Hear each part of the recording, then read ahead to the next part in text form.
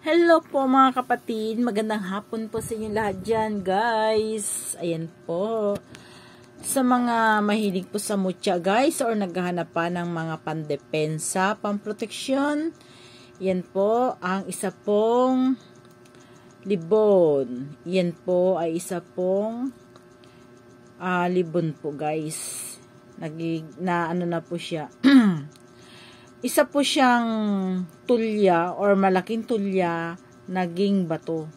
Yan po guys. Naging bato po siya guys. Kung nakita nyo naman po, yung pinakaputi talaga na shell niya ay nababalatan na.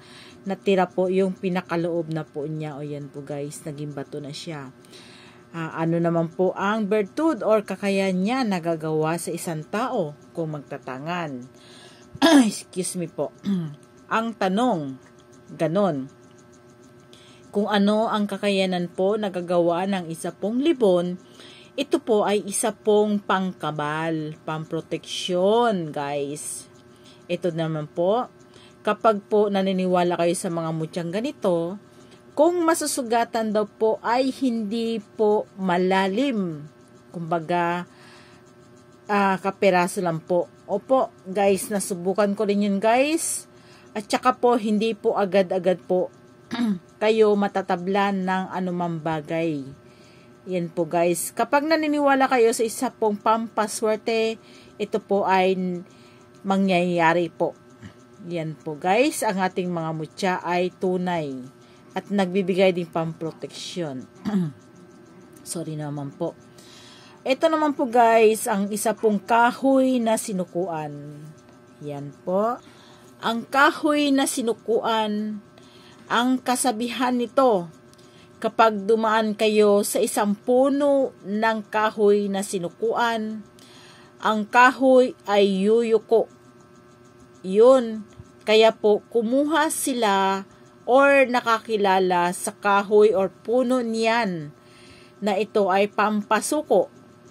Ngayon guys, kung may magtanong uli, paano gagamitin? Ayan po mga kapatid. Kung paano gagamitin, tingnan nyo guys, ang kanya pong likod guys para isang tao. Ayan po, parang isang tao na humaharap sa isang puno. Yan lang ang aking nabibisyon dito guys. Ito guys, kapag mayroon kayong ganito po, kaperaso ng kahoy na tangan-tangan po ninyo, ang isang tao matigas ang puso or ito po ay mahirap pong kausapin, mahirap lapitan, kusa lang po ito, susuko po sa inyo ang isang tao kahit naman po ayaw niya po, mapipilitan po ito kayo kausapin at siya po ay yuyuko or ang ibig sabihin ang yuyuko po guys ay magpakumbabang loob po. Okay po. Kahit hindi po malalaman po talaga natin ang isang tao po ay kausapin na po. Ayan.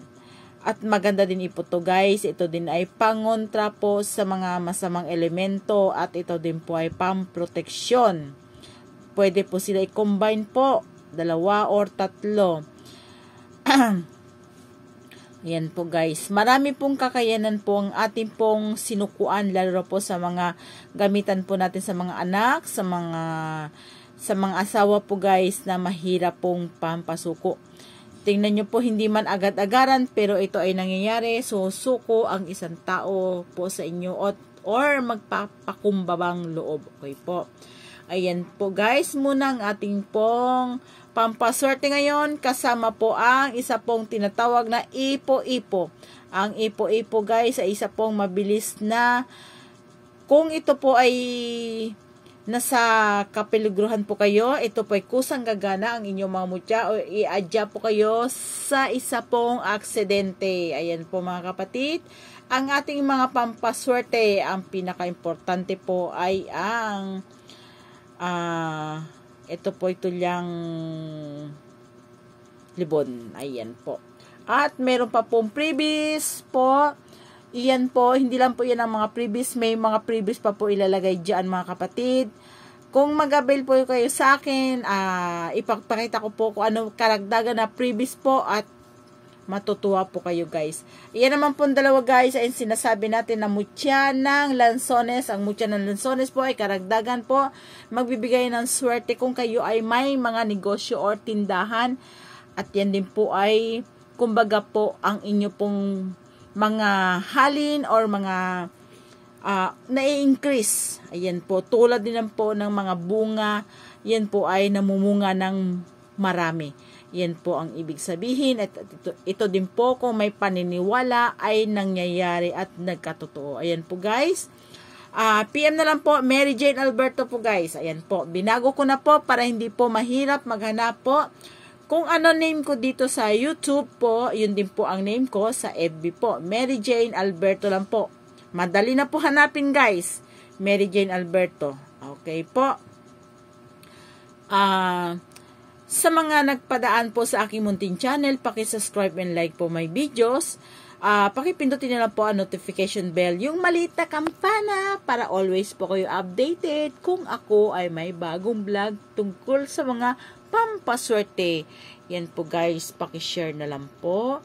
O kung may mga friend po kayo, paki-share sa mga FB nila para alam nila po guys kung ano po ang mga mutya or pampaswerte na is nilang makamtan or gusto nilang itangan. Ayan po.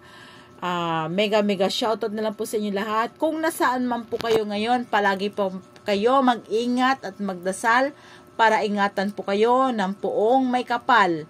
God bless all guys.